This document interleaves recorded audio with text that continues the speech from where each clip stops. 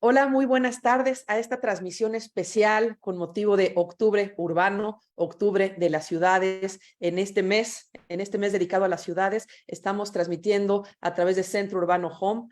Yo soy Roxana Fabris, directora general de Centro Urbano, y hoy es un gusto platicar de un tema bien importante que a veces no tomamos tan en cuenta. Las ciudades son femeninas y pocas veces escuchamos la opinión y la perspectiva de las mujeres. Así es que hoy, en esta lluviosa tarde de octubre, vamos a platicar de mujeres y ciudades, la perspectiva de género en la creación del hábitat. Y para ello me acompaña un gran grupo de mujeres especialistas en diversos temas, pero todas muy conocedoras de la ciudad.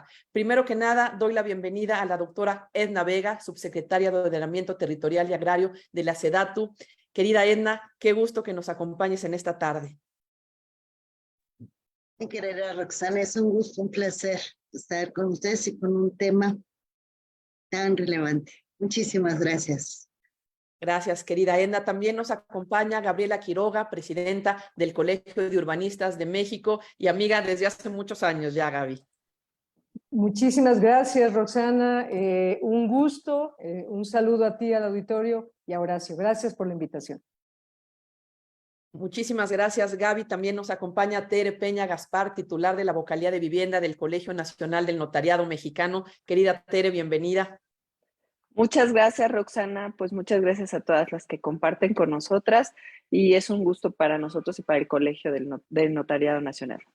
Muchísimas gracias, Tere. Claudia Acuña, directora general de New Story México, ahora con esta nueva faceta, pero tú, una conocedora de hace muchos años de este sector. Muchas gracias, Roxana. Encantada de estar aquí. Y bueno, nada más clarificando, soy directora de Alianzas de Impacto en New Story, es mi nueva posición, y encantada de estar compartiendo este panel contigo y con estas mujeres increíbles. Muchas gracias. Muchas gracias, Claudia. Y finalmente, pero no menos importante, mi queridísima Carmen Contreras, directora de Perspectivas de IG y consultora en desarrollo urbano con perspectiva de género y además colaboradora de Centro Urbano también. Muchas gracias, Roxana. Estoy súper feliz de estar aquí compartiendo este foro con mujeres tan notables en el sector de la vivienda, del desarrollo inmobiliario, en la academia. De verdad es un honor y es un placer. Muchísimas gracias a todas. Les pido que puedan, si quieren, prender su cámara para que podamos tener una charla. No se trata de hacer preguntas y respuestas, sino tener una conversación entre todas de este tema tan importante en este mes octubre urbano. Y hablaba yo al inicio de que las ciudades son femeninas por su propia connotación. Sin embargo, muchas veces falta esta visión de las mujeres. Creo que a lo largo de la historia las ciudades han carecido a veces de la perspectiva de grupos vulnerables. Estamos hablando de adultos mayores, estamos hablando de personas con discapacidad, pero sin duda también han carecido de esta perspectiva de género, siendo las mujeres, pues, el 50% o incluso un poco más de quienes habitamos las ciudades, pero muchas veces no están pensadas para nosotros. A mí me gustaría comenzar, Edna, con que nos des un poco tu visión de qué hemos hecho en materia de ciudad con perspectiva de mujeres, qué nos hace falta. ¿Cómo ves este tema, Edna? Muchas gracias, Roxana. Es un tema muy complejo, muy complejo porque tiene incluso que ver, por sobre todo, con un tema cultural, ¿no? Vamos a querer hacer mucho y empujar, pero no es fácil, no es nada fácil. ¿Qué hemos hecho? Hemos hecho mucho, bueno, desde la política pública que tiene que ver con vivienda, puedo hablar y seguramente Claudia me puede acompañar. Buscado siempre privilegiar a las mujeres, ¿no? El mayor número de subsidios y de créditos se están enfocando de manera prioritaria hacia las mujeres en el tema de vivienda. Lo mismo sucede acá en el sector agrario, que bueno, aunque no tiene mucho que ver con esta mesa, pero influye, por supuesto. Todos los títulos se han hecho jornadas itinerantes donde se le da el papel protagonista a la mujer y empujado mucho a la titulación en este sector agrario de mujeres. Creo que vamos avanzando. Cuando hablo de cuestión cultural, también hay resistencia al interior de las propias familias, ¿no? Nosotros empujamos a que las titulares sean mujeres y a veces las mismas mujeres dicen, no, mejor que quede la pareja o el hijo, pero hemos avanzado muchísimo, muchísimo. En el tema urbano, creo que hay experiencias maravillosas. Yo voy a seguir insistiendo en que lo que ha hecho la alcaldía de Iztapalapa, y además encabezado por una mujer, Clara Brugada, tiene esta visión de género, ¿no?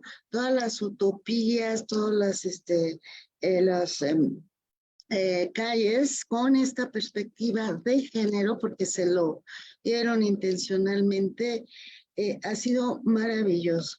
En el caso de las utopías, sí les quiero contar, porque esta experiencia es fabulosa y creo que sí la podemos reproducir. En la utopía, que es el rescate del espacio público, hay áreas destinadas a la mujer en distintos sentidos. Están el espacio obviamente recreativo, deportivo, cultural para niños jóvenes, para mujeres, pero además tienen un espacio de lavadoras. Cuando yo lo vi, de repente como que hay las lavadoras que tienen que ver aquí, tienen que ver mucho, porque entonces la mamá, la familia, lleva al niño al espacio deportivo, cultural, echa a lavar la ropa y luego hay un espacio donde ella puede estar en su spa gratuito, todo gratuito, le da un masajito, lástima que me quede tan lejos, pero si no, yo también aprovechaba, aunque no tengo niños, ¿no? Y así, estas experiencias que podemos hablar que son, pues, locales, si lográramos, a propósito de lo que preguntas y que nos falta muchísimo, muchísimo, insistiría en el tema cultural, desde la familia, pero también cómo reproducir estas experiencias tan exitosas, ¿no? Como el que ha logrado Clara Brugada en Iztapalapa y en otros espacios también, hablo de estos porque los conozco bien, y este enfoque en todas las políticas no es fácil. Creo que todas quienes están aquí desde nuestra trinchera hemos intentado empujar en la normatividad, reglamentos, en el propio diseño urbano, en el propio diseño de la vivienda, esta perspectiva de género. Y a veces te topas con la pared, porque ni siquiera de propias compañeras mujeres hay esta sensibilidad de la importancia de cuál es esta perspectiva, ¿no? Como que se minimiza. Y entonces con decir todos, todas, ya lo hicimos y ya somos feministas, y no es así. Hay muchas acciones desde lo micro hasta lo global que tendremos que seguir empujando y desarrollando. Fíjate, Edna, que con esto que mencionas, antes de darle la palabra a las demás participantes de este panel, me voy a ir un poquito más atrás, a hablar de qué es la perspectiva de género, porque a veces hasta eso no se entiende. Ahorita decías, decir todos y todas, ya estamos con perspectiva de género, no. Y en la perspectiva de género, en esta visión moderna de este concepto, lo que se busca es respetar las diferencias, igualando las oportunidades. Y ahorita que mencionabas tú esta oportunidad de las mujeres, donde les damos oportunidad de tener un piso parejo en algo tan cotidiano como es la vida diaria, pues creo que es importante. Y ahí me gustaría, Carmen, tú que eres especialista en este tema, que nos des un panorama muy rápido de qué significaría entonces la perspectiva de género en el tema de las ciudades, en el tema de la creación y de la vivencia de las ciudades. Sí, fíjate que este es un marco analítico, se puede decir. Es un marco analítico que nos hace ver las diferencias que hay, no nada más en la distribución de las actividades de los cuidados, por ejemplo, ahora que Edna mencionaba las utopías de Iztapalapa, sino las diferencias del uso del tiempo en la ciudad, las distancias, cómo se recorren en la ciudad en función del género. Entonces, este enfoque analítico no nada más se va a basar en datos estadísticos como bien hoy se presentaron por parte del INEGI en la encuesta nacional sobre el sistema de cuidados. No es nada más esta parte de números, de métricas, para saber a qué actividades nos dedicamos las mujeres y los hombres por esta cuestión cultural que se menciona, por esta asignación de roles en la familia y fuera de la familia, en el espacio público también. Entonces, la perspectiva de género nos ayuda a analizar estas diferencias, cómo se dan, cuáles son las variables que intervienen. Una de ellas, por ejemplo, es la edad. Entonces, la perspectiva de género va más allá de hablar de igualdad en un papel, que es la Constitución, por ejemplo, la igualdad de derechos, sino que trasciende esa parte más narrativa, más formal, hacia algo que sea empíricamente comprobado en la ciudad, ¿no? En los estudios de la ciudad. Entonces, hay que tener mucho cuidado cuando usamos el término perspectiva de género, porque nos está remitiendo a un análisis científico, con datos y también cualitativo de cómo vivimos las mujeres la ciudad y cuáles son las diferencias por esta asignación de roles, cómo vivimos nuestra vida cuidando de otros, cómo se nos va el tiempo cuidando de otros y cómo está la ciudad diseñada para que hagamos esas tareas o para que también se vayan replicando y se vayan haciendo como algo normal. Entonces, también hay que tener cuidado en eso, en esa asignación de roles que se da a partir del diseño de la ciudad y cómo se refuerzan algunos estereotipos, que es el caso, por ejemplo, muy visto de el cuidado de los niños en manos de los hombres, cómo la ciudad está diseñada pensando en que los hombres no cuidan niños o que no cuidan a personas adultas mayores. Entonces, esa es la parte que a mí me gusta al hablar de perspectiva de género, que nos ayuda a pensar todo eso de manera muy analítica y muy minuciosa. Muchas gracias, Carmen. Y ahorita que hablabas del diseño per se de las ciudades, cómo a veces no están hechas para ciertas actividades y no están hechas para las mujeres. Gaby, me gustaría tu comentario con esta visión pues más del urbanismo. ¿Qué tenemos que hacer? ¿Qué no hemos hecho desde esta perspectiva que ya nos platicaba Carmen para que las ciudades en efecto respondan también a las necesidades de las mujeres de ayer, de las de hoy y de las de mañana? Gracias Roxana, y bueno, también saludar a mis queridísimas compañeras de panel, a quienes admiro profundamente y les agradezco estar aquí el día de hoy. Mira, me quedé pensando en lo que decía María del Carmen de el no diseño. Yo creo que para empezar hemos perdido las escalas, lo comentaba también la maestra Edna, en el sentido de que nosotros nos movemos ya a escala metropolitana. Si tú le preguntas a una mujer cuánto tiempo utiliza en el transporte público y cuáles son sus necesidades, son completamente diferentes unas de otras. Porque tenemos que ir dando pasos a lo largo de todo el día con nuestras actividades, que es la escuela, recoger a los niños, ir por la ropa, ir por el súper, o bien en nuestro vehículo. Entonces, desde la escala, creo que hemos perdido de vista, y quienes diseñamos ciudades, ahorita vengo de una reunión que tengo con Villahermosa, Tabasco, que es una ciudad pequeña todavía, mediana, pero ya están con problemas metropolitanos, es increíble. Entonces, creo que lo que nos ha faltado es, ahorita, todas nuestras ciudades medianas, no hablo de las metrópolis, esas ya son harina de otro costal, es diseñar y tener en perspectiva algo que creo Sedatu ya está visualizando, que ya no podemos crecer en los programas aislados de 2.500 municipios. Eso ya no sirve. Tenemos que crecer ya con una visión metropolitana y, sobre todo, que entendamos que el transporte público lo utilizamos en esencia mujeres mayores, mujeres trabajadoras, mujeres con niños y que llevan al adulto mayor. Eso creo que lo hemos perdido, y para mí ese es el éxito de grandes ciudades norteamericanas y europeas, que ponen primero al adulto mayor, a la adulta mayor, para entender que ya llegaron a un nivel de atención y ya de ahí para abajo. Y nosotros ahorita apenas estamos dando eso. Entonces, me parece que debemos entender eso. Y algo importante que también debemos entender, que estamos diseñando, Roxana y compañeras, ya con un escenario futuro de la población. La población ya no se comporta igual. Ya las familias ya no son las mismas, ya las viviendas ya no son las mismas, las necesidades del adulto mayor ya estamos viviendo más, tal vez con una calidad de vida que no estamos midiendo, y eso me parece que es una obligación futura de ver con qué calidad y con qué espacio público estamos viviendo para nuestros ancianos, para nosotros mismos, ¿no? Entonces, en eso creo, y bueno, el Colegio de Urbanistas estamos trabajando para que el futuro estemos ya dando pasos, ¿no? Que ya no es un futuro. Ya ahorita la media, ustedes lo vieron en el último censo, ya no somos una población eminentemente joven. Estamos creciendo ya con otras tasas y ahí la mujer es un factor muy importante. Y el tercero, ¿qué debemos hacer, Roxana? Sería el tema de la educación. Me encantó hoy escuchar al señor secretario de SEDATU en la inauguración del Congreso, que comentaba que el desarrollo urbano tiene que ser parte también de una educación.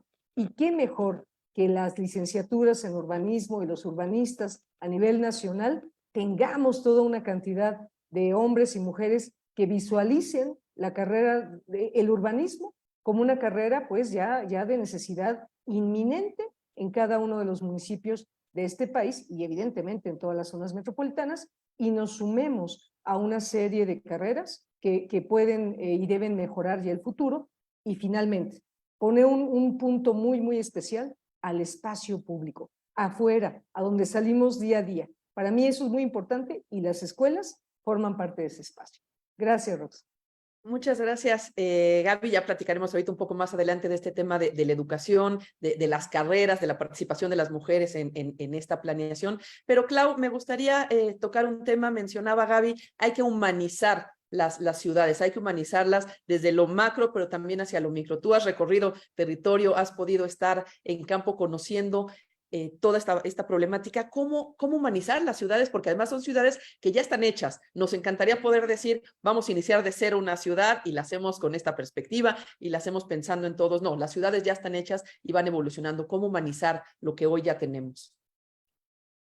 Bueno, muchas gracias y saludo otra vez a todas con mucho gusto y a las personas que nos escuchan. Y me encanta esta pregunta porque creo que cuando estamos hablando de perspectiva de género, estamos hablando de humanizar.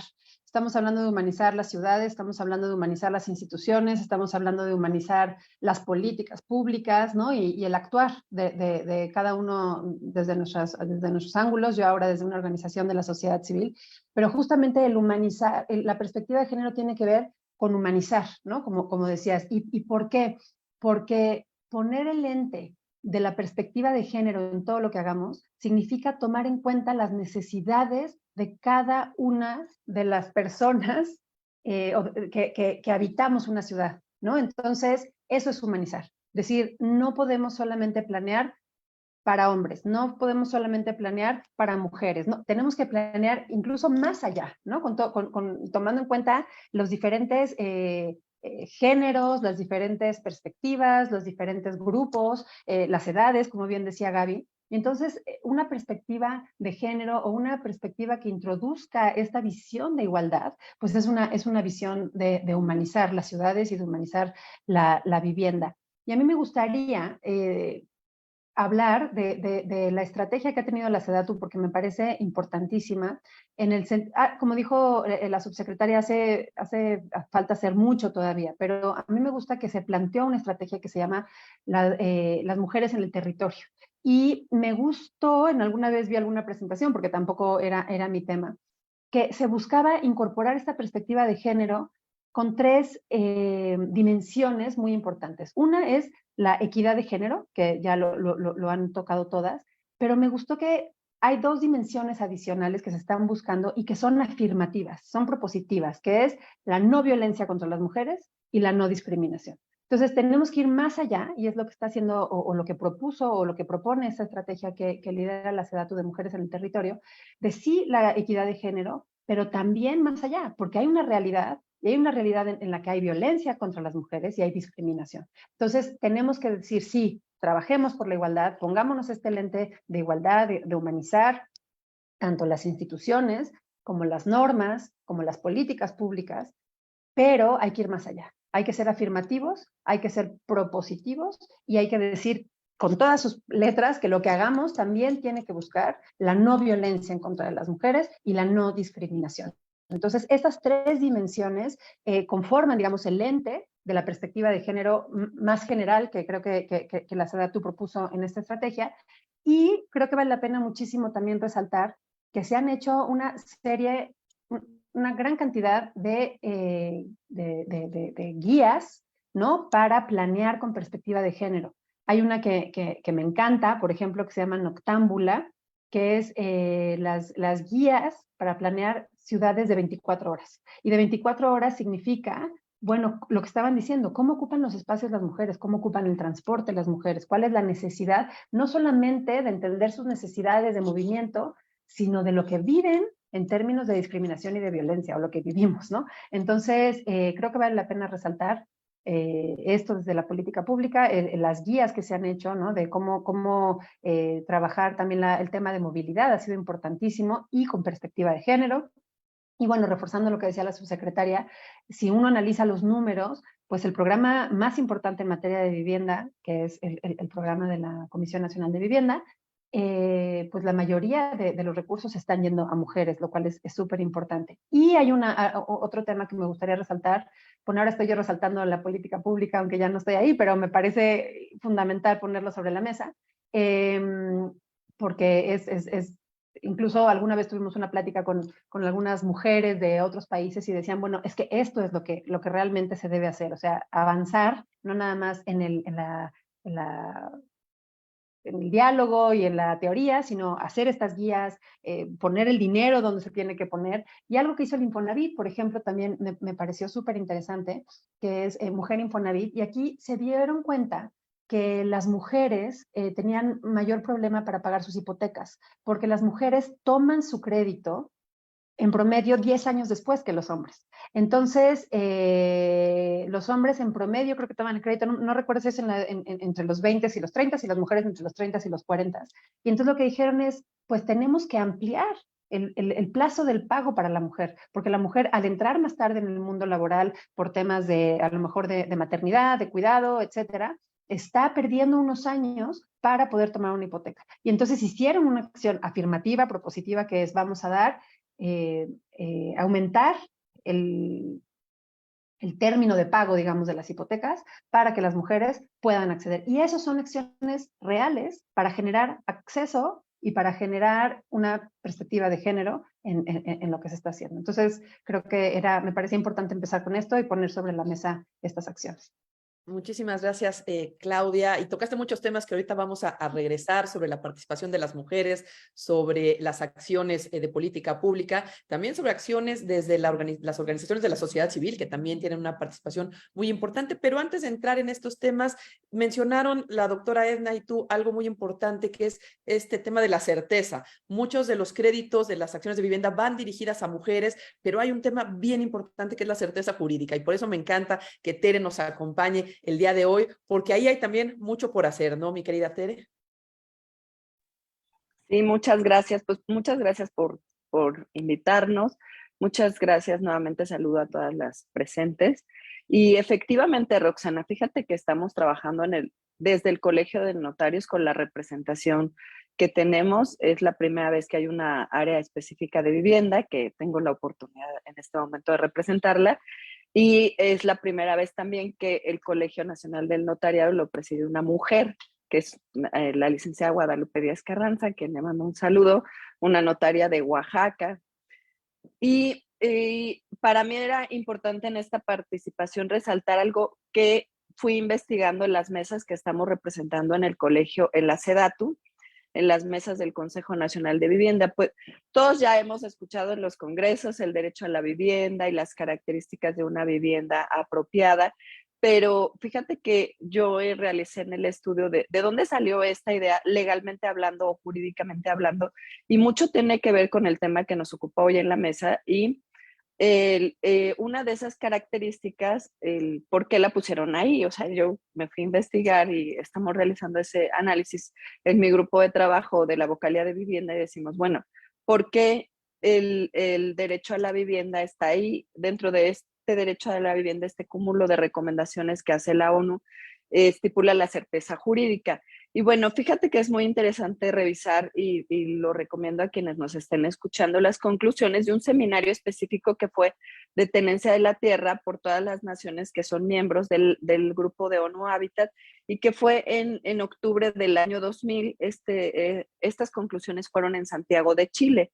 Para poner una de las características de una vivienda adecuada, la seguridad jurídica, hay 4 elementos dentro de ese elemento. Y estos pues poco los hemos tratado y me gustaría rápidamente tomarlos, porque uno de ellos justamente es la perspectiva de género. Bueno, el promover el desarrollo de programas masivos de regularización es el primer eje de esa certeza jurídica. O sea, es en uno es un análisis, lo que hacen el análisis de todos estos países que sesionaron ahí, y después hacen esas recomendaciones. Lo que está haciendo el Colegio de Notarios por medio de la representación que tenemos es hacer un mapeo de cómo vamos del 2000 ahorita en esas recomendaciones que hizo la ONU en ese tiempo. El segundo eje de la seguridad, de la certeza jurídica como una vivienda adecuada, es fomentar la adopción de marcos legislativos apropiados y efectivos en las instituciones a nivel nacionales y locales, que ahí también tenemos un avance, pero muy interesante destacar ahorita que el tercer eje de esta característica es el garantizar la igualdad de género y prevenir todas las formas de discriminación. O sea que efectivamente en las características de una vivienda apropiada de las recomendaciones de ONU Habitat, dentro de esas, aunque no están ahí tan claras porque esa es una lista como muy sucinta que realizaron, dentro de esas sí está la no discriminación y está justamente en el primer eje, que es el de la seguridad jurídica.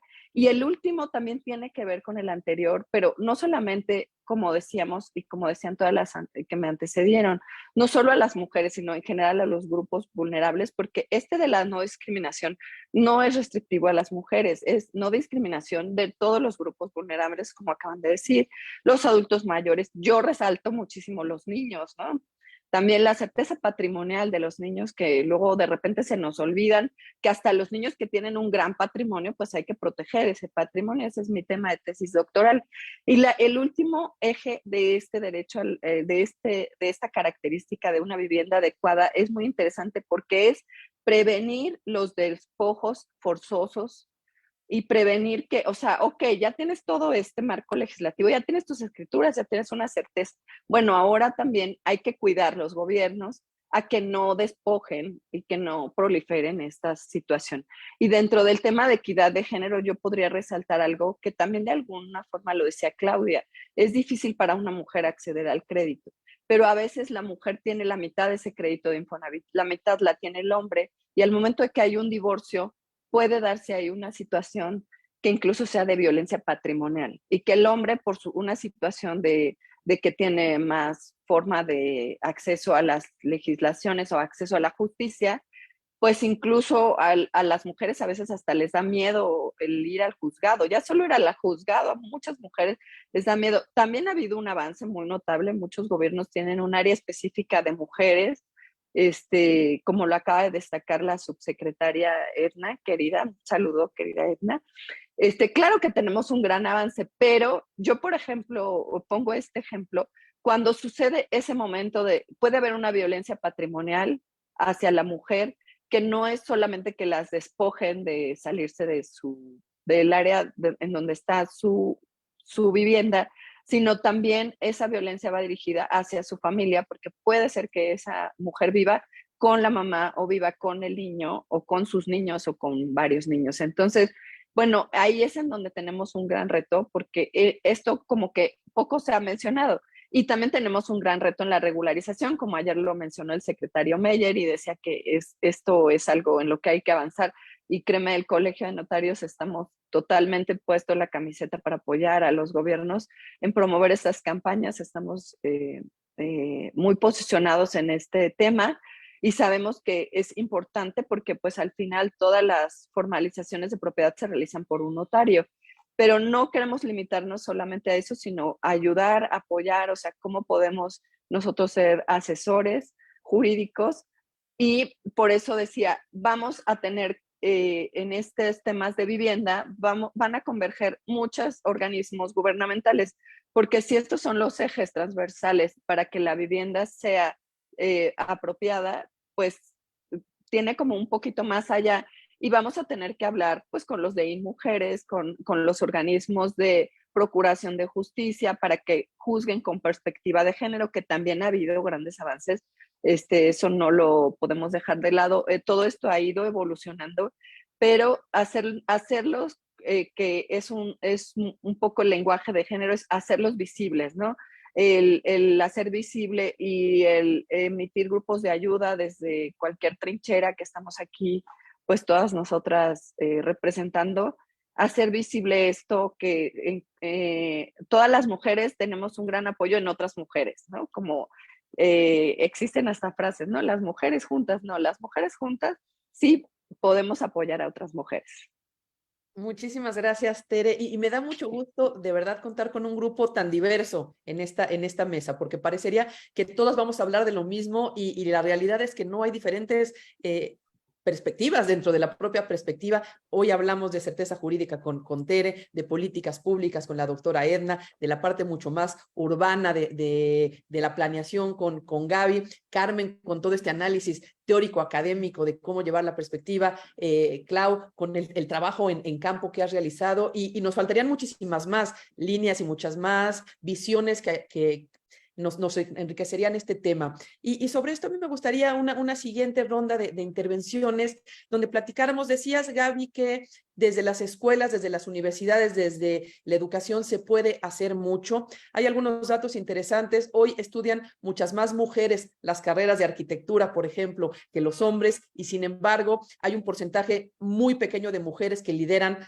los despachos de arquitectura, por ejemplo. Somos pocas las mujeres que estamos al frente de puestos directivos de empresas, organizaciones. Desde luego que es un gran orgullo que la doctora Edna esté como subsecretaria, porque también hay muy pocas mujeres liderando los esfuerzos públicos desde la administración. Entonces, creo que desde ahí tenemos que trabajar y hablábamos de cómo la mujer puede participar en esta creación de ciudad con perspectiva de género. Y una, desde luego, es participando desde el ámbito público, otra, desde luego, es participando desde la parte académica, desde la parte de planeación, desde arrastrar el lápiz, pero creo que también las mujeres tendrían que participar en el día a día, en la creación de ciudad. Hablabas, Claudia, de algunas guías. Yo tuve oportunidad de participar en la edición mexicana de Her City, esta guía elaborada por ONU Habitat, que habla de cómo darle a las ciudades esta vivencia femenina de las niñas, de las mujeres y cómo pueden intervenir. Y a mí me gustaría, Edna, que nos platicaras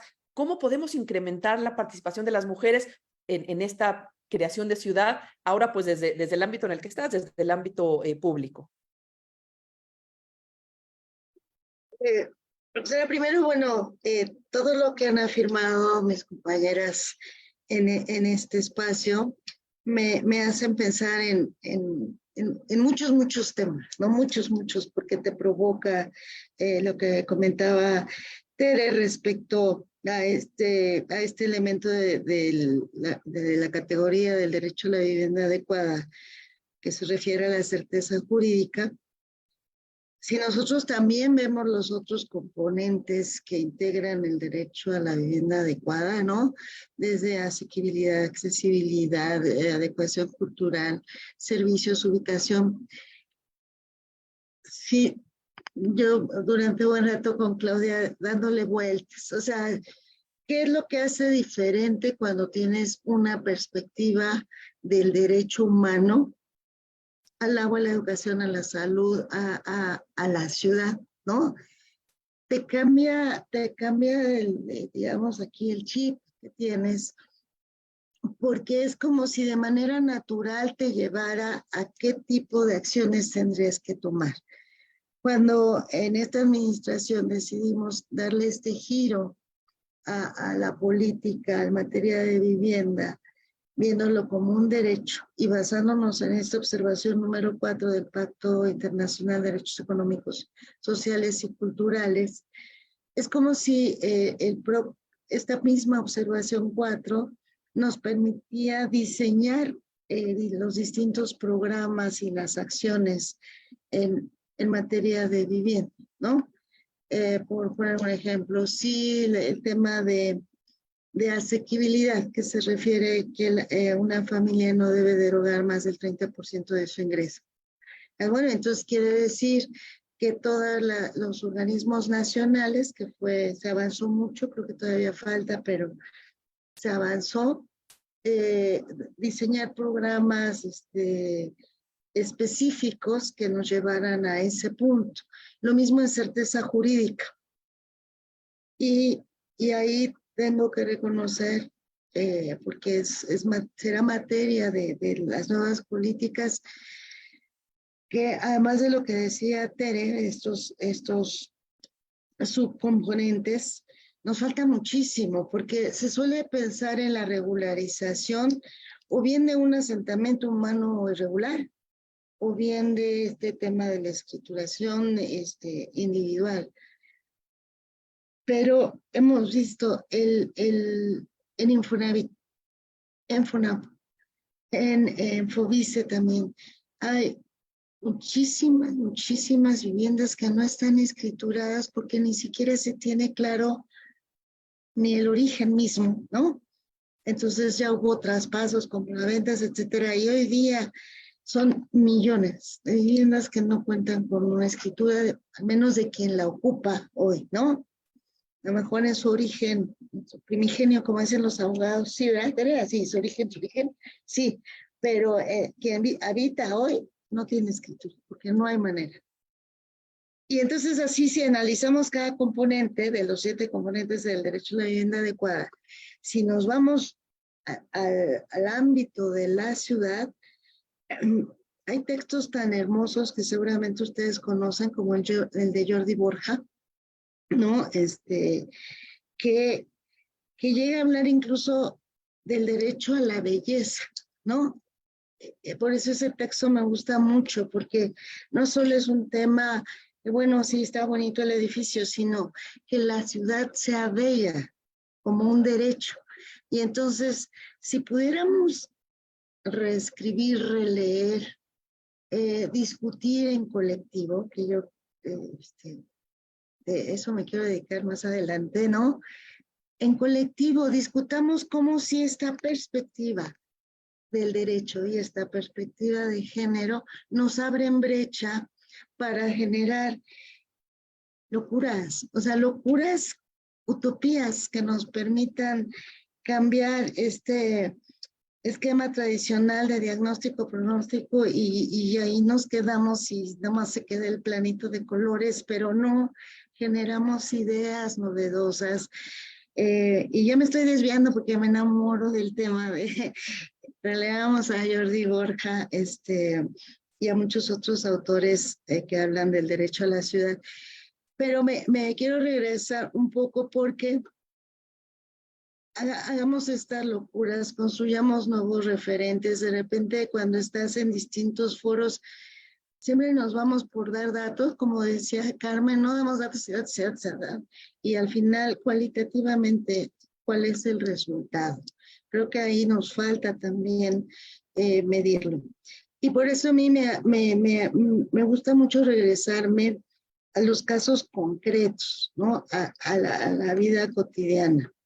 En alguna ocasión fui a Chiapas a crear una vivienda.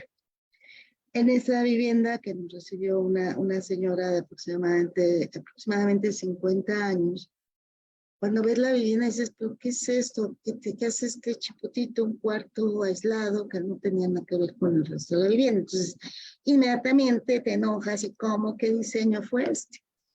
Cuando te acercas a platicar con la señora, resulta que fue su manera, hablamos de diseño participativo, voy soltando algunas categorías, ¿no? Diseño participativo es nuestra base, ¿no? Y entonces dice, es que mi marido es alcohólico y mi marido nos golpea. Y entonces cuando llega en ese estado inconveniente, pues ahí se va al cuartito, ¿no? Y le cerramos la llave y ya nos vamos todos, y ya que se le bajó la borrachera, pues ya le abrimos, ¿no? Ese es un caso muy concreto, muy de la vida cotidiana, pero a mí me enseñó mucho, por eso quería empezar con este tema de lo general. Si nos enfrascamos, ay, que la norma y el reglamento dice tal, pues por supuesto esta señora no hubiera podido hacer eso. Pero cuando tú te metes, te involucras en las razones que tienen las personas para hacer de tal o cual cosa, entonces va cambiando tu lógica, tu mente demasiado dogmática de lo que tiene que ser.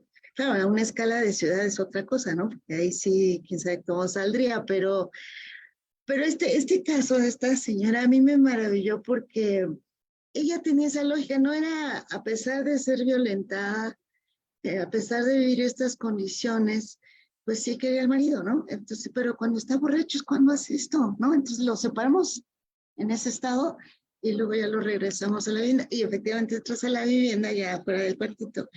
Y muy bonita, y espacios muy, muy bonitos. Y ahí el papel del asistente técnico fue muy importante. Entonces, es esto de cómo aprendemos de estas vivencias cotidianas, de estas vivencias tan humanas, ¿no? De lo que hablábamos al principio, que se señaló por parte de ustedes, del humanismo, ¿no? Cómo esa parte humana la traduces y la llevas a otra escala, ¿no? Esta se me olvidó la pregunta, Roxana, pero es que me dejaron Pero, pensar en muchos pero temas. la respondiste perfectamente, mi querida Edna, y esa iba a ser mi intervención, que al final de cuentas, con lo que nos platicaste, respondiste mi pregunta de cómo incentivar la participación de la mujer en el diseño, ya no solo de las políticas, sino de las actividades. Y ahí, Gaby, me gustaría también preguntarte a ti, ¿cómo podemos incrementar esta participación de las mujeres, ya no a un nivel tan puntual como nos platicaba la doctora Edna, sino un nivel de planeación y un nivel de desarrollo?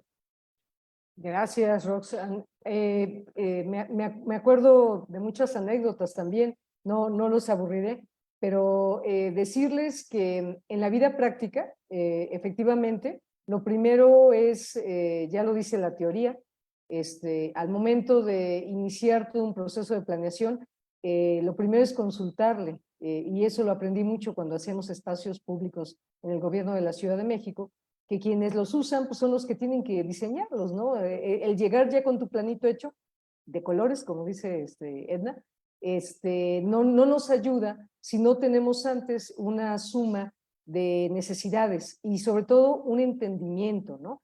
A veces como diseñadores urbanos y arquitectónicos, pues nos vamos con la teoría, pero la teoría no es lo que usa el público. Todos hemos estado en ciudades en donde a veces el paisaje urbano o los cruces en una calle no son tal vez los que hemos diseñado, sino los que requiere la ciudadanía. Entonces, lo primero es poner al centro a la población de todo lo que hacemos, desde la planeación de una ciudad, la planeación de un pequeño municipio o la planeación de un espacio público estratégico, ¿no? En el caso de las escuelas, por ejemplo, a nosotros nos ocupó, ahora que estuvimos en el UNIFED, un cachito, el punto de vista, cuando menos cuando llegó una urbanista, ¿verdad? Por ahí metiche, a diseñar escuelas, que no me tocaba diseñarlas, para eso estaban los arquitectos y los ingenieros, pero sí me tocó llegar a darle una mirada un poquito más humana, porque yo decía, bueno, está muy bien, la escuela está en su terreno, está en el cuadradito, pero ¿qué hay afuera de la escuela, no? ¿Cómo llegan a la escuela? ¿Quién llega a la escuela? Entonces, hacíamos numerología de que quienes van a recoger a los niños, pues son mujeres. Es la mamá, la abuelita, la tía, por lo general, y ustedes párense en cualquier escuela pública de este país y quienes están afuera esperando son mujeres y muchas mujeres de la tercera edad, porque son las que tienen la posibilidad de ir con más tiempo, ¿no? Entonces, el diseño de la infraestructura educativa de las ciudades debe de estar en medio de esta visión de quién está ocupando el espacio, ¿no? Inclusive veíamos que tendríamos que darles algún espacio para que lleguen, se puedan sentar, estén cubiertas del sol, porque a veces esperan, porque a veces no pueden caminar, etcétera. Todo este tema, como bien comentaban mis compañeras, de cómo vemos, cómo analizamos y cómo revisamos los espacios, ¿no? Por un lado, y el tema, ahorita que comentaba Tere, el tema de la propiedad es muy importante también. Creo que tenemos que trabajar a futuro también en hacer nuestros grupos, yo voto mucho por eso, de mujeres que además son las primeras. Miren ustedes, cuando nos pasó el sismo del 2017 y andábamos como pollitos descabezados corriendo por todos lados aquí en la ciudad, a mí se me ocurrió ir a un edificio cerca de mi casa, que es su casa, aquí en la Narvarte, y lo que me decían las vecinas, la vecina era, pero por favor, urbanista, necesitamos subir por la escritura pública, la tengo en el cajón fulano, ¿no? Entonces, lo único que impedían era subir por la escritura. En aquel momento, pues hablé con una muy buena amiga de la Consejería Jurídica y me dijo, Gabriela, diles que no se preocupen, la tenemos resguardada, etcétera, ¿no? Pero a final de cuentas, quienes están preocupadas por el tema de la propiedad, la posesión, son las mujeres, porque saben que, o tienen en la cabeza, que si pierden ese valor, perdieron el patrimonio de sus hijos. No lo ven por ellas, lo ven por los hijos, por las hijas. ¿Qué les van a dejar?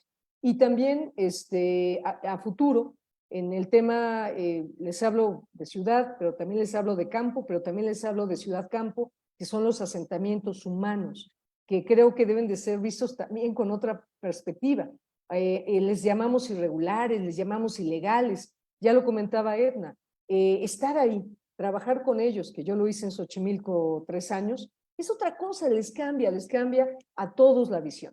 Estuvimos construyendo, por ejemplo, cisternas de captación de agua pluvial, y eran las mujeres las que me acompañaban a hacerlas. Sistemas de recolección también del tema de desechos orgánicos, eran las mujeres. ¿Cómo le hacíamos para traer el agua o mejorar las condiciones del agua? Eran las mujeres las que estaban en medio. Entonces, me parece que a futuro, todos estos grupos, estos chats, todas las organizaciones, debemos de pensar cómo prepararnos y cómo preparar a las mujeres para que vayan entendiendo los fenómenos que suceden en la ciudad. Si va a haber un sismo, si hay una inundación, si hay algún evento, son ellas las primeras que salen. Y más informadas y preparadas, creo que en eso podemos colaborar. Colegios, organizaciones, academia, el gobierno, por supuesto, que está en medio, y prepararnos, ser comunidades cada vez más resilientes y darles los elementos que no queden solamente en el momento conmemorativo de septiembre, sino todos los días, ver cómo logramos ciudades más resilientes.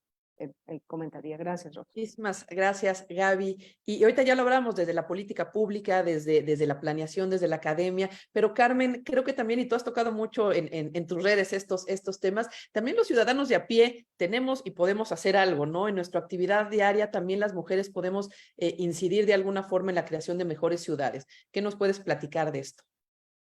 Bueno, en lo que yo he estado estudiando últimamente a partir del 2021 en el Instituto Mora sobre todo lo que tiene que ver con las infraestructuras para los cuidados, los servicios para los cuidados y su distribución en el territorio, entendiendo que territorio no nada más es una ubicación geográfica, es un uso social del espacio. O sea, es una forma de moverse en el espacio, de conseguir recursos, de apoyarse en otra persona que esté cerca, en el vecino, en gestionar servicios frente a las autoridades. Entonces, eso es el territorio, es un conglomerado de cosas, de variables muy complejas. Entonces, viendo así el territorio y viendo esta distribución tan desigual que hay de las infraestructuras para los cuidados, porque no es lo mismo cuidar de Miguel Hidalgo o en Benito Juárez, donde yo vivo, que cuidar de Milpalta, y donde las distancias a recorrer son una tortura a veces por el tipo de transporte que tenemos que utilizar, etcétera. Entonces, todo eso conlleva a que las mujeres no nada más estamos incluidas en esa dinámica económica y social, sino que estamos generando diversas formas de participar.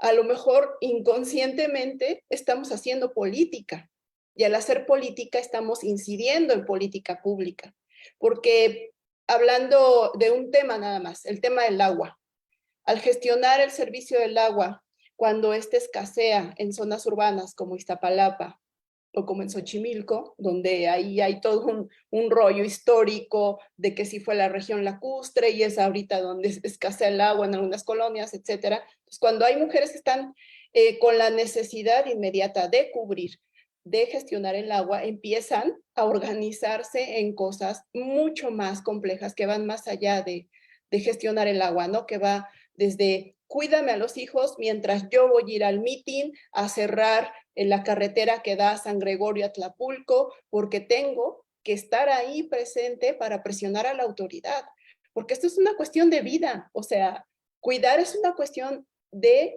reproducir la vida, de garantizar la vida. No es algo mínimo, es lo que sostiene la vida en las ciudades, ¿no? Y es lo que hace el hábitat, es lo que reproduce el hábitat en su concepto más amplio. Entonces, ahí las mujeres, realmente la participación que tenemos a veces no es tan consciente, pero es la que incide y hace mucha presión para las agendas urbanas, y actualmente en la Ciudad de México es muy notorio que somos las mujeres, al estar demandando ciertos servicios, no nada más el agua, los servicios médicos, los servicios de atención desde atención primaria hasta servicios muy especializados, las que estamos ahí presentes siempre presionando. Y eso conlleva una participación ciudadana muy fuerte, que tiene que ver también con ser capital de los partidos políticos, por ejemplo. Casi nada, ¿verdad? Ahora que estamos en un contexto de elecciones y demás. Y eso es lo que va configurando, al final de cuentas, los espacios de la ciudad y lo que va metiendo temas a la agenda. Hace 10 años los cuidados no eran un tema de la agenda urbana. Hace 10 años era un tema a explorar desde la academia, pero no como algo de política pública, como un eje demandado de política pública. Y no fue un escritorio burocrático el que decidió o definió eso, ni tampoco fue un grupo académico. O sea, el grupo académico pudo haber alimentado con conocimiento y datos y un marco teórico ese tema, pero realmente quien lo empujó fueron las mujeres, o fuimos las mujeres, porque la realidad de las desigualdades se va incrementando como una bola de nieve, ¿no? Y la pandemia fue un quiebre en términos de decir el antes y después de pensar la ciudad en función de los cuidados, en función del acceso a los servicios de salud, en función de recargar muchas responsabilidades estatales, porque pues la salud también es un derecho y es parte del derecho a la ciudad, de recargar muchas responsabilidades estatales en nosotras, en nuestras casas, al cuidar a un enfermo en nuestra casa, al procurar cuidados que no podíamos salir a buscar por la pandemia. Cuando alguien se enfermaba de un catarro o algo leve, pues ¿qué hacíamos? Yo no me voy a parar en un hospital público porque me voy a contagiar. Mejor aquí vemos, te cuido, llamamos al médico a distancia, etcétera, y vamos resolviendo. Entonces las mujeres vamos creciendo en términos de habilidades de gestión gubernamental y yo diría también que en habilidades para tejer redes de apoyo con actores privados, porque también ocurrió. El poder negociar nuestras condiciones laborales con las empresas para poder combinar los trabajos fuera y dentro de nuestra casa, en línea. El poder, muchas de nosotras, de mi generación, por ejemplo, meterme de lleno al uso de las tecnologías para hacer cosas que antes hacía a mano o de manera artesanal. Entonces, todo eso implica una demanda hacia nosotras muy fuerte que hace que nuestras habilidades de participación, de salir al espacio público a demandar cosas, se incrementen y vayamos acumulando una educación que a lo mejor tampoco estamos muy conscientes de ella y de todas las habilidades que vamos desarrollando cuando estamos en esos contextos emergentes. Entonces, la ciudad se tuvo que pensar de otra manera a partir de esas necesidades. Y ahora también algo muy interesante que pienso en esos términos es la composición de los hogares en las ciudades, porque tradicionalmente se piensa que el hogar pues es una composición familiar cerrada que se tiene que resolver en esas 4 paredes que es la vivienda, pero también después de la pandemia hemos visto que dependemos de muchos otros actores alrededor de nosotros para seguir subsistiendo. El caso de nuestros vecinos, No, el porque ya caso... vamos ya, mi querida Carmen, porque podríamos hablar de la ciudad después de la pandemia y nos llevaríamos 3 horas más de plática y creo que las mujeres fuimos las que cambiamos más a raíz de la pandemia en nuestra forma de vivir la ciudad, ¿no? Exacto, entonces ahí hay que entender, esa parte es muy interesante porque estamos hablando de una forma novedosa, creo yo, de participación ciudadana de las mujeres y de participación política. Y yo siempre voy a decir, a veces a la gente no le gusta hablar de política porque creemos que nada más se trata de partidos, pero la verdad hacer política es hacer política pública. O sea, nunca está desligado, porque hay que presionar. Entonces, así es desde mi perspectiva y desde mi experiencia. Y aunque no lo crean, se nos está acabando el tiempo, ya nos echamos 1 hora de plática muy, muy rica. Me gustaría que tuviéramos mucho más tiempo para hablar de varias cosas que han surgido, pero para poder cerrar esta mesa, porque sé que todas tienen agendas muy ocupadas y tienen que seguir haciendo política pública, política privada, política social, desde sus diferentes trincheras. Me gustaría cerrar con una ronda, se las voy a poner difícil. Si hubiera una cosa una cosa que con esta carta Santa Claus o esta varita mágica pudiéramos cambiar y que verdaderamente incidiera de forma muy positiva en esta perspectiva de género en las ciudades, ¿qué sería? Y me gustaría comenzar contigo, Clau. ¿Qué sería ese pedido a Santa Claus que tú harías y que haría una diferencia radical? Sí, está muy difícil. Y estoy como la doctora Edna, que dicen cosas y estoy pensando y quiero contestar de todas las cosas. Pero mira, creo que voy a vincular tu pregunta con este último pensamiento que me surgió a partir de lo que estaba diciendo Carmen, de cómo la pandemia transformó, por ejemplo, la agenda urbana en materia de cuidados, ¿no? Antes era un tema que pues, estaba en la academia y ahora ya es un tema, digamos, que está en la agenda urbana. Y yo lo que me pregunto, y aquí a lo mejor va mi carta a Santa Claus, la perspectiva de género ha estado ahí por mucho tiempo y todavía no hemos sido lo suficientemente serios como sociedad para incluir la perspectiva de género en todo nuestro actuar. Siento que hay, como ya hemos dicho, falta mucho por hacer, pero mucho por hacer, y quizás mi carta a Santa Claus sería que pudiéramos entender muy bien cuál es la realidad, porque todas tenemos anécdotas, todas sabemos, hemos hablado aquí, se han escuchado anécdotas súper lindas del poder de las mujeres, de la participación de las mujeres, de la capacidad de las mujeres.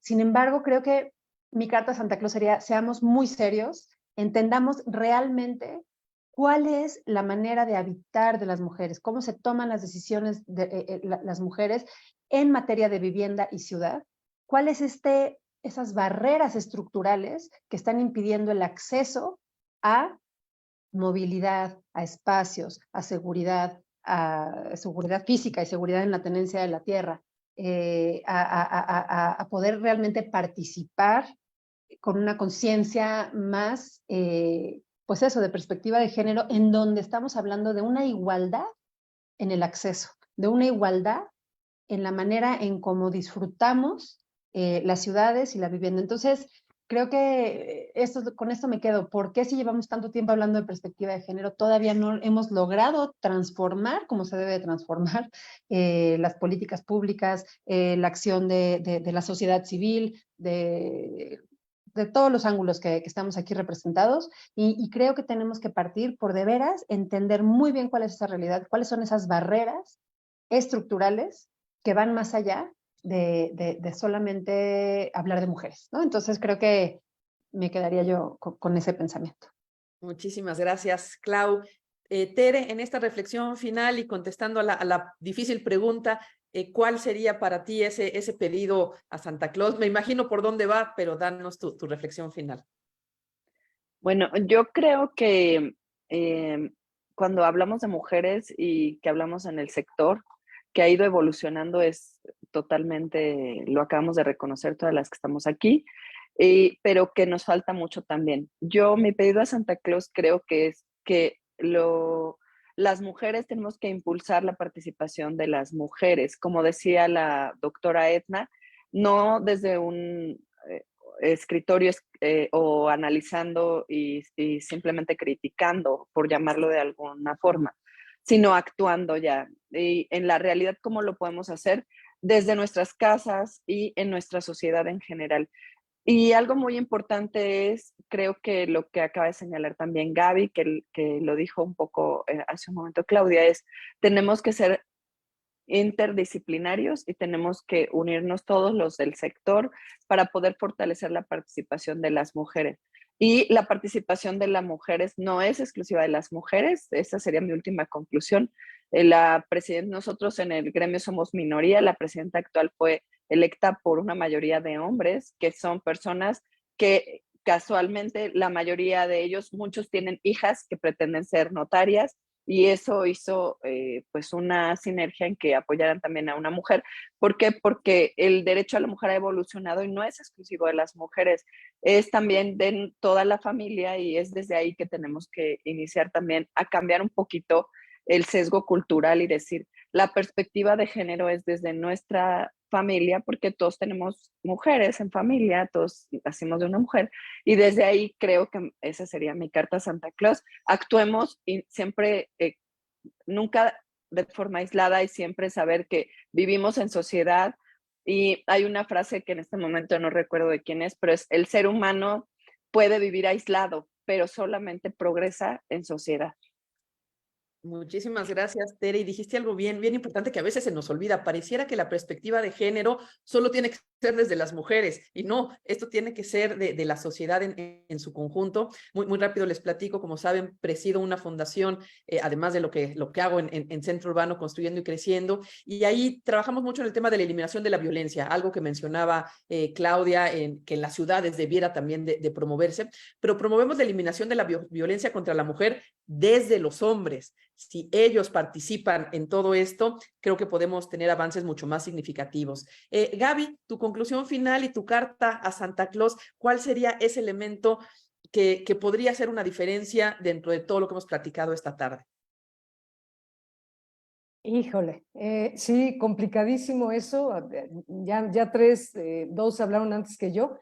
Yo lo centraría y también pensando en la vida personal y en lo que he venido sosteniendo de entender la realidad de las ciudades y de quién las vive y las convive, poder hacer que las ciudades sean más caminables. Yo les tomo el reto de agarrar una silla de ruedas y mover a una persona mayor de su casa, donde vivan ustedes, al restaurante más cercano.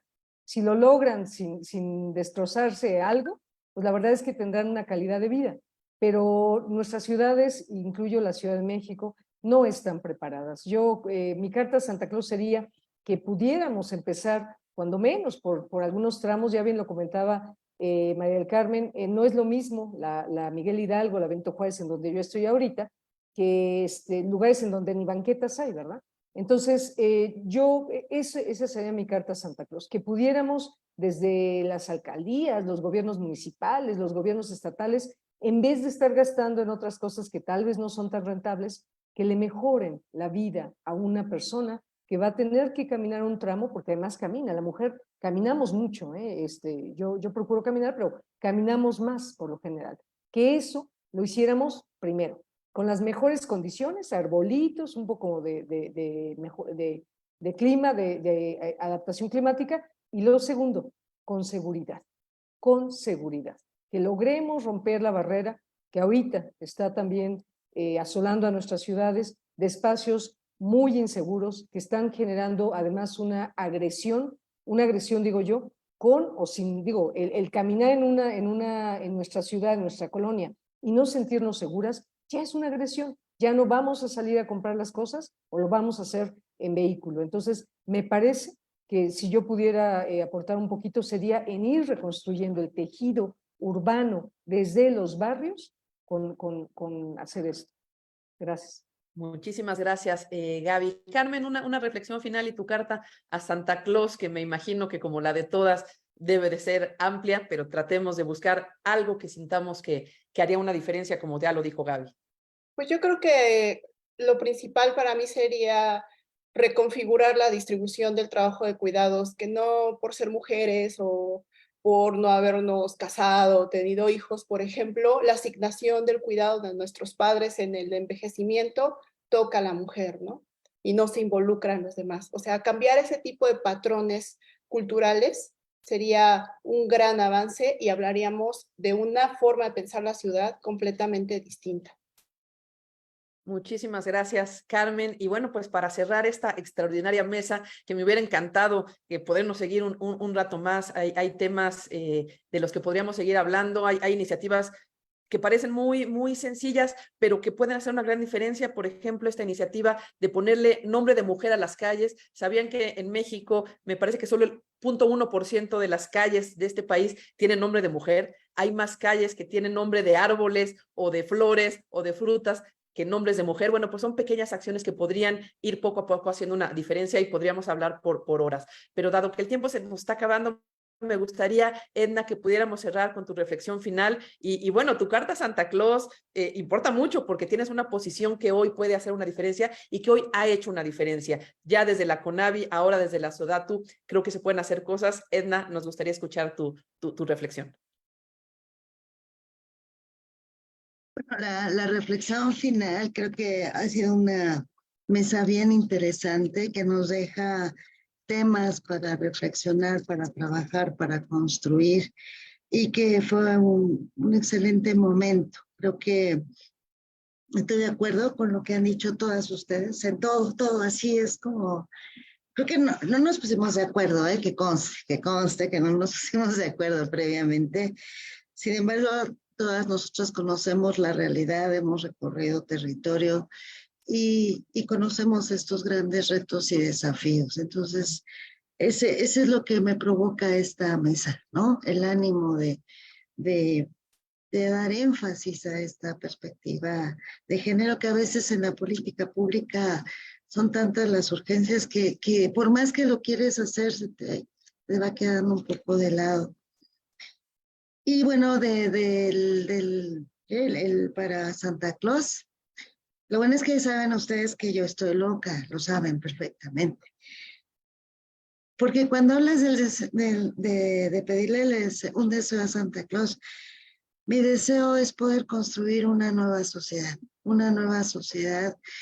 llena de derechos, de principios, de valores.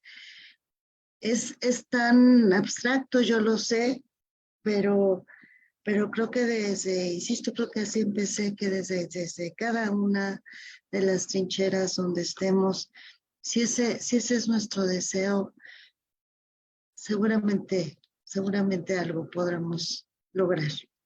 Gracias. Y hay que soñar en grande, Edna, porque esa es la manera que podemos lograr que las cosas sucedan.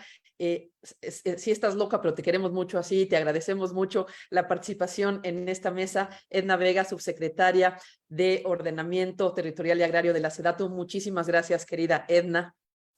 Muchísimas gracias también Gaby Quiroga, presidenta del Colegio de Urbanismo de México.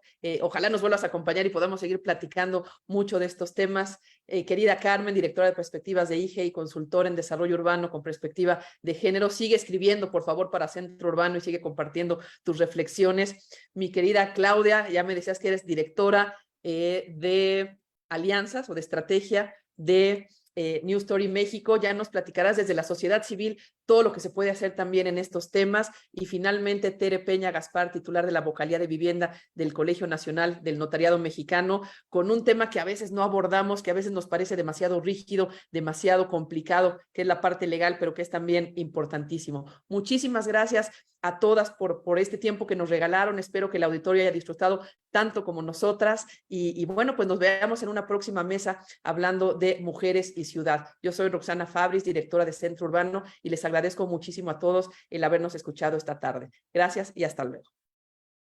Un abrazo. Muchas gracias. Hasta luego. Abrazo a todos. Gracias.